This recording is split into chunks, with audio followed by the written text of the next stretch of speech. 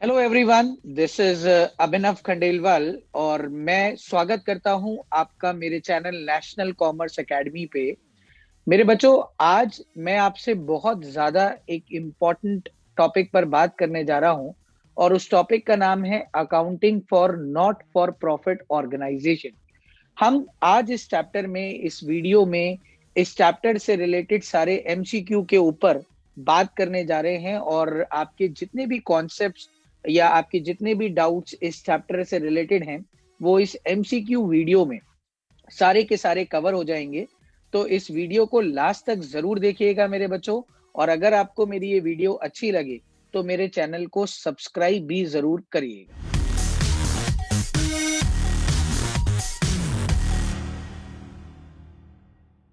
तो चलिए शुरू करते हैं आज का हमारा वीडियो। और हमारा पहला क्वेश्चन है मेरे बच्चों, the main objective of non profit organisation is. तो इस कॉन्सेप्ट को शुरू करने से पहले, इस आंसर को देने से पहले, हम पहले डिस्कस करेंगे कि एक नॉन प्रॉफिट ऑर्गेनाइजेशन क्या होता है। तो मेरे बच्चों, ये वो ऑर्गेनाइजेशन होता है जिसका बेसिक मकसद, आप इसके नाम से ही इसे ढूंढ सकते हैं, इसका बेसिक मकसद पैसा कमाना नहीं होता है। इसका बेसिक मकसद होता है सोसाइटी का भला करना, लोगों का भला करना। तो ऑप्शन नंबर ए तो सरासर गलत है, to earn the profit. Option number C भी नहीं हो सकता।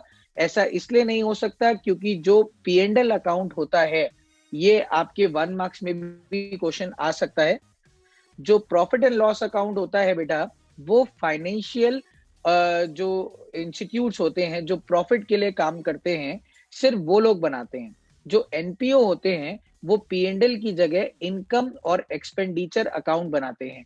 तो ऑप्शन नंबर ए, सी और डी तो बिल्कुल ही गलत हो गया। तो इसका करेक्ट आंसर क्या हुआ मेरे बच्चों? To serve the society. Now दूसरे क्वेश्चन की तरफ चलते हैं। Subscription receive by an organisation is. अगर किसी ऑर्गेनाइजेशन की मैं बात करूं आप लोगों से, तो किसी ऑर्गेनाइजेशन के लिए जो सब्सक्रिप्शन होता है, तो मेरे बच्चों सबसे पहले सब्सक्रिप्शन होता क्या है? एनपीओ की जो मेजर सोर्स ऑफ इनकम होती हैं, वो जनरली दो मेजर सोर्स ऑफ इनकम होती हैं। आपने अपनी बुक्स में भी पढ़ा होगा। जो पहली मेजर सोर्स ऑफ इनकम है वो डोनेशन है। जो दूसरी मेजर सोर्स ऑफ इनकम है वो सब्सक्रिप्शन है। और जो मेजर सोर्स ऑफ इनकम, ये दोनों ही इनकम और एक्सपेंडिचर अकाउंट में इनकम साइड में शो होती हैं, वो भी बाय सब्सक्रिप्शन और बाय डोनेशन के नाम से। तो बच्चों, अगर आपने इनकम एंड एक्सपेंडिचर के कॉन्सेप्ट को ध्यान से पढ़ा हो, तो इनकम एंड एक्सपेंडिचर में सिर्फ रेवेन्यू एक्सपेंसेस और रेवेन्यू रिसिप्ट्स आते हैं। और जैसा कि मैंने आपको अभी बताया कि सब्सक्रिप्शन मेरी इनकम है, तो ये कैपिटल रिसिप्ट तो हो ही नहीं सकता। और ये इसका करेक्ट आंसर क्या होगा मेरे बच्चों? Revenue receipt. Now entrance fees की अगर मैं बात करूं, तो ये भी एक रेगुलर नेचर ऑफ इनकम है। आपको मेरे बच्चों दो चीजें हमेशा याद रखनी है। अगर वो रेगुलर नेचर ऑफ इनकम है तो वो रेवेन्यू इनकम है, और अगर वो रेगुलर नेचर ऑफ इनकम नहीं है तो वो कैपिटल इनकम है। फॉर एग्जाम्पल, अगर मैं आपसे ये बात करता हूं कि मैंने कोई फिक्स एसेट बेची, फिक्स एसेट मतलब जो मैं बेचने के मकसद से नहीं लाया था, तो वो रेवेन्यू रिसिप्ट तो कभी नहीं हो सकती, वो कैपिटल रिसिप्ट होगी। लेकिन एंट्रेंस फीस मेरी रेगुलर इनकम है। तो मेरे बच्चों, मैं इसका आंसर क्या मार्क करने जा रहा हूं? Revenue receipt. Now question number 4, receipt and payment account. ये सुपर डुपर इंपॉर्टेंट कॉन्सेप्ट है मेरे बच्चों। ये वो अकाउंट है जिसकी मदद से आप इनकम एंड एक्सपेंडिचर अकाउंट बनाओगे। तो रिसिप्ट एंड पेमेंट अकाउंट होता क्या है? ये जस्ट लाइक कैश अकाउंट होता है, जिसमें जितना भी पैसा आया हो वो रिसिप्ट साइड में आएगा, और जितना भी पैसा गया हो वो पेमेंट साइड में आएगा।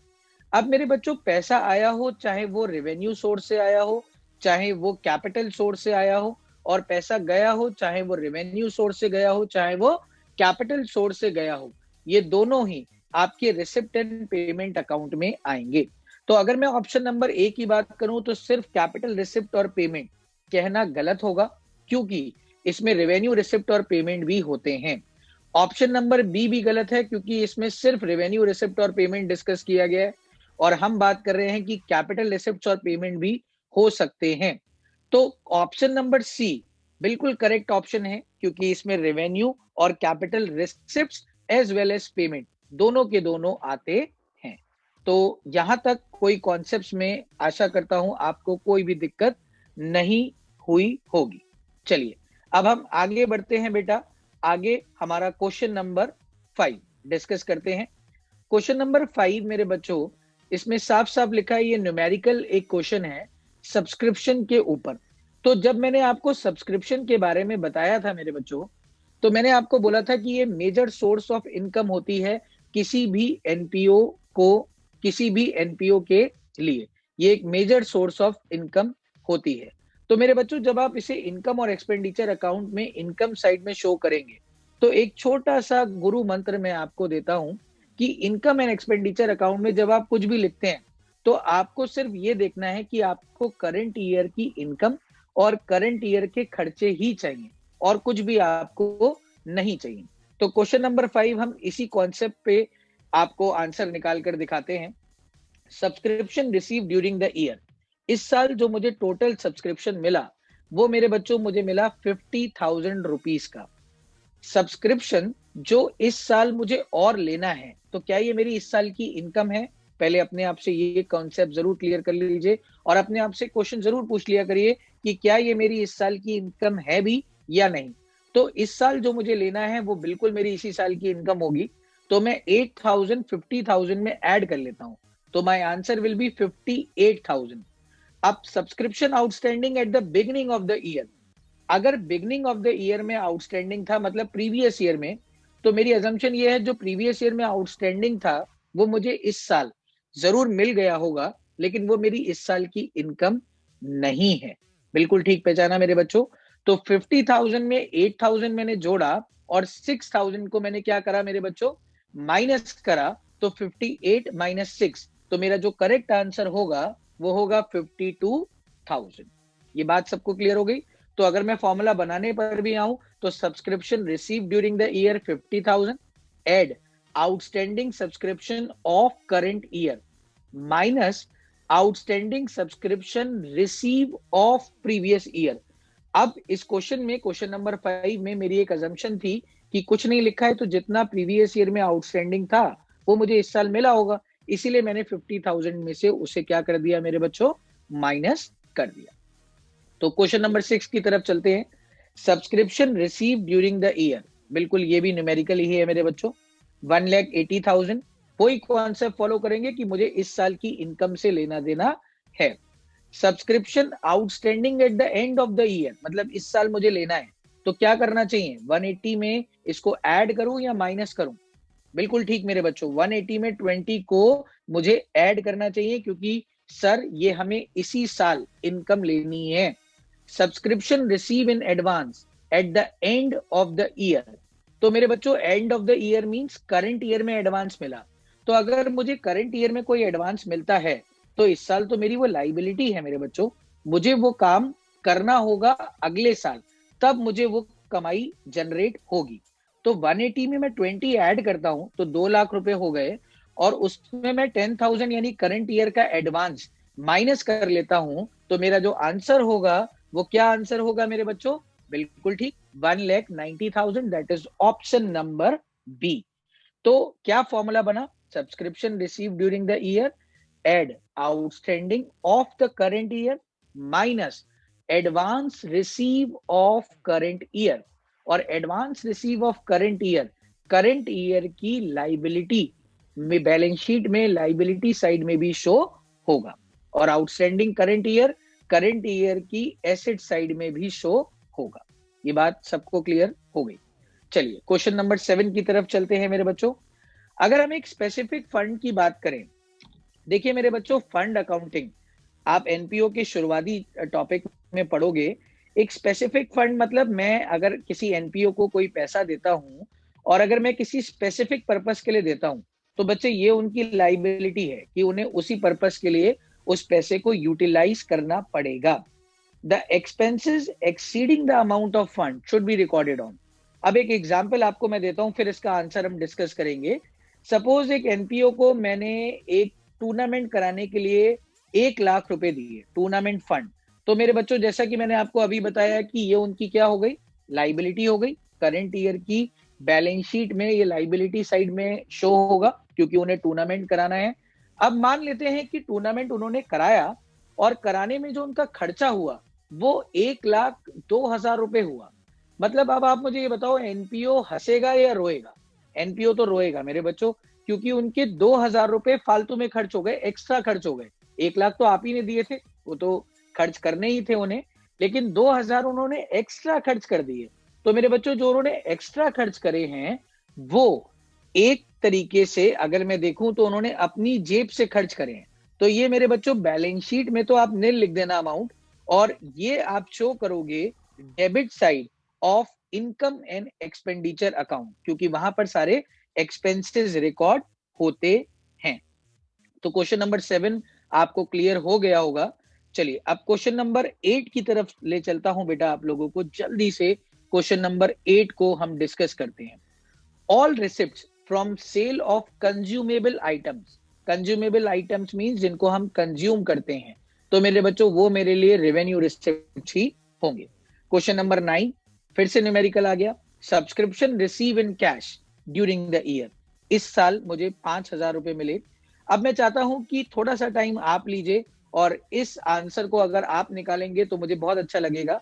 मैं इस कॉन्सेप्ट को समझा जरूर देता हूं पहले। Amount receive in advance for the next year, यानी करंट ईयर का एडवांस है मेरे बच्चों। तो इस साल की इनकम है या नहीं, पहले अपने आप से ये क्वेश्चन पूछ लेना।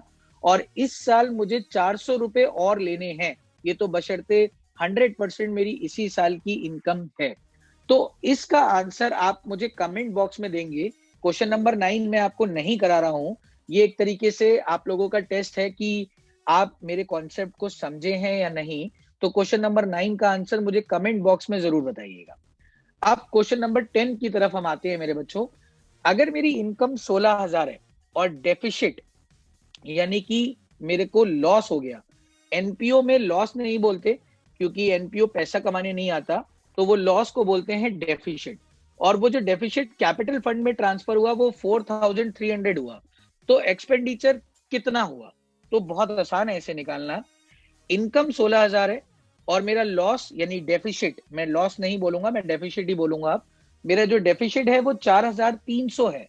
तो मेरे बच्चों इसका मतलब खर्चे मेरे ज्यादा होंगे और इनकम मेरी कम होगी, तभी तो मेरा डेफिशिट 4,300 आया होगा। तो अगर मैं अपनी इनकम में 4,300 ऐड कर लूं तो क्या मैं अपने एक्सपेंडिचर की तरफ पहुंच पाऊंगा? क्योंकि expenditure if it is greater than income then it will be a deficit.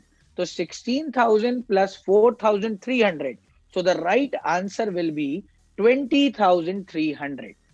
Now, question number 10. Balance of income and expenditure account shows क्या? देखो मेरे बच्चों, इनकम एंड एक्सपेंडिचर अकाउंट एक एनपीओ मेंटेन करता है जिसमें इस साल की इनकम और इस साल के खर्चे रिकॉर्ड होते हैं।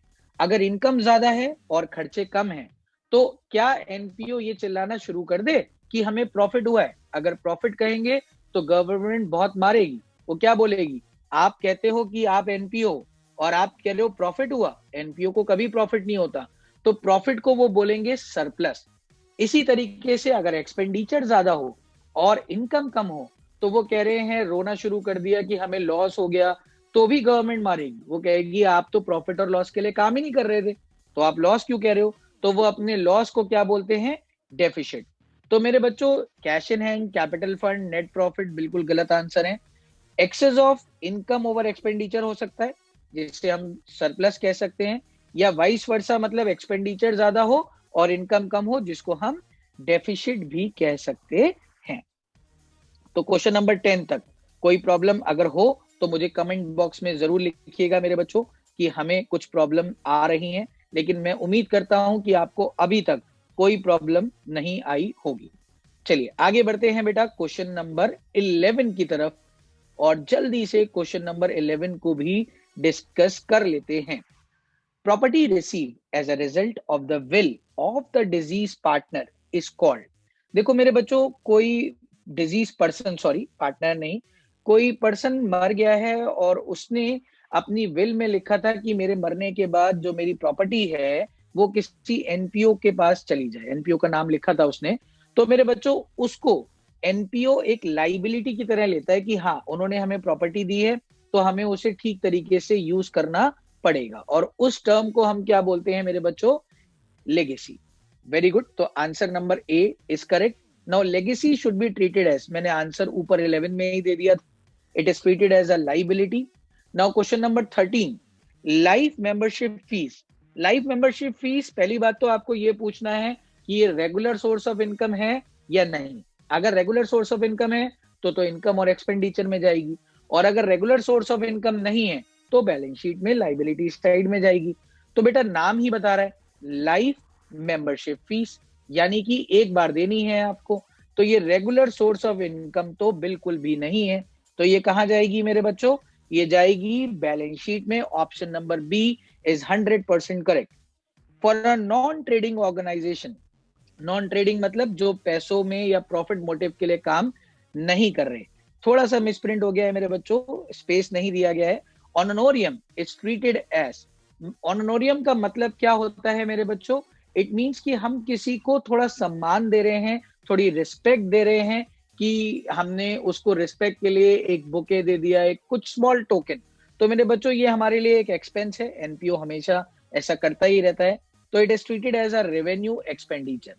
Now receipt and payment account एक कैश अकाउंट की तरह होता है, जिसमें जितना पैसा आया वो रिकॉर्ड होता है और जितना पैसा गया वो रिकॉर्ड होता है। अगर मैं पर्सनल अकाउंट की बात करूं, पर्सनल अकाउंट में सारे नाम आते हैं, तो ये नहीं हो सकता। रियल अकाउंट की बात करूं तो रियल अकाउंट में सारी एसेट्स आती हैं, जो पैसा आया और जो पैसा गया, बिल्कुल रियल अकाउंट ही है मेरे बच्चों। नॉमिनल अकाउंट में खर्चे और इनकम्स आती हैं, और रिसिप्ट एंड पेमेंट अकाउंट सिर्फ खर्चे और इनकम को शो नहीं करता, वो आपकी एसेट्स और लाइबिलिटी को भी शो करता है। Income and expenditure account nominal account है, क्योंकि वो सारे खर्चों और सारी इनकम को चेक करता है, और अभी मैंने नॉमिनल अकाउंट को आपको डिस्क्राइब भी करा है। तो क्वेश्चन नंबर 16 तक आपको अगर कोई भी प्रॉब्लम हो तो फिर से वही बात कमेंट बॉक्स में मुझे जरूर बताइएगा कि सर हमें कुछ इश्यू आ रहे हैं। अब हम बात करते हैं बेटा, आगे चलते हैं क्वेश्चन नंबर 17 की तरफ। Which of the following is not for profit organisation. Question को ध्यान से पढ़ना बहुत जरूरी है। इनमें से कौन सा एनपीओ नहीं है? कॉलेज मेरे बच्चों एनपीओ भी हो सकता है और प्रॉफिट मोटिव भी हो सकता है, लेकिन जनरली ये एनपीओ होते हैं। स्पोर्ट्स क्लब एनपीओ होगा, हॉस्पिटल्स एनपीओ होंगे। मैं बात करता हूं मारुति उद्योग, ये बेटा सीधे सीधे पैसा कमाने के लिए आए हैं, मारुति कार की कंपनी। तो मेरे बच्चों ये एक एनपीओ नहीं है, बाकी सब एनपीओ हो सकते हैं। Question number 18, income and expenditure account is prepared. Income and expenditure account क्यों बनाया जाता है मेरे बच्चों, या कौन बनाता है? देखो मैंने आपको शुरुआत में ही बताया था, इनकम एंड एक्सपेंडिचर अकाउंट सिर्फ वो लोग बनाते हैं जो पैसा कमाने नहीं आते। बिजनेस ऑर्गेनाइजेशन पैसा कमाती है, इंडस्ट्रियल ऑर्गेनाइजेशन पैसा कमाती है, एक एनपीओ पैसा नहीं कमाती। तो option number C will be correct, D इसका सही आंसर नहीं हो सकता, बिकॉज ए और बी तो आंसर बिल्कुल भी नहीं है। Now question number 19, receipt and payment account usually indicate. Receipt और पेमेंट अकाउंट जनरली क्या बनाता है, क्या बताता है? देखो बेटा वो कैश अकाउंट बताता है, वो एक कैश की समरी बताता है कि कितना पैसा आया उसमें से कितना पैसा गया। क्या कभी ऐसा हो सकता है कि जितना पैसा आया उसमें से आपने एक्सेस खर्च कर दिया, आए 10 रुपए और खर्च कर दिए 12 रुपए? ऐसा तो नहीं हो सकता। ये क्वेश्चन बहुत इंपॉर्टेंट है, बच्चे कंफ्यूज हो जाएंगे यहाँ पर। तो जितना पैसा आया वो डेबिट होगा और जितना पैसा गया वो क्रेडिट होगा। तो डेबिट हमेशा ज्यादा होगा क्रेडिट से, क्योंकि आप उससे ज्यादा खर्च नहीं कर सकते। तो ये आपको हमेशा क्या बताएगा? डेबिट बैलेंस ही बताएगा, ये क्रेडिट बैलेंस नहीं बता सकता, सरप्लस तो बिल्कुल नहीं बता सकता, क्योंकि वो इनकम और एक्सपेंडिचर से पता चलता है, और कैपिटल फंड भी इसका आंसर नहीं हो सकता। इनकम और एक्सपेंडिचर क्या बताता है मेरे बच्चों, ये भी हम डिस्कस कर चुके हैं। इनकम ज्यादा हो एक्सपेंडिचर कम हो, सरप्लस। इनकम एक्सपेंडिचर ज्यादा हो इनकम कम हो, डेफिशिट। तो इसका करेक्ट आंसर ए होगा। नेट प्रॉफिट और नेट लॉस इसलिए नहीं हो सकता क्योंकि वो प्रॉफिट ऑर्गेनाइजेशंस बनाती हैं और पी&एल अकाउंट बनाती हैं। कैश बैलेंस और कैपिटल फंड भी इसका करेक्ट आंसर नहीं है। तो आशा करता हूं कि आपको मेरी ये एमसीक्यू की वीडियो अच्छी लगी हो, अगर कुछ भी आपको डाउट्स रह गए हो तो आप नीचे कमेंट बॉक्स में मुझे जरूर बताइएगा कि आपके डाउट्स क्या हैं। मैं उस पर भी एक वीडियो दोबारा बनाऊंगा। आप जैसा कि देख सकते हैं इसके नीचे ट्रू और फॉल्स भी हैं, इसको हम अगली वीडियो में डिस्कस करेंगे मेरे बच्चों। अभी के लिए सिर्फ इतना। उम्मीद करता हूं आपको ये वीडियो अच्छी लगी होगी और इसको फॉरवर्ड जरूर करिएगा अपने दोस्तों में। और अब तक इसकी अगली वीडियो मैं लेकर आऊंगा ट्रू और फॉल्स पे। तब तक के लिए धन्यवाद।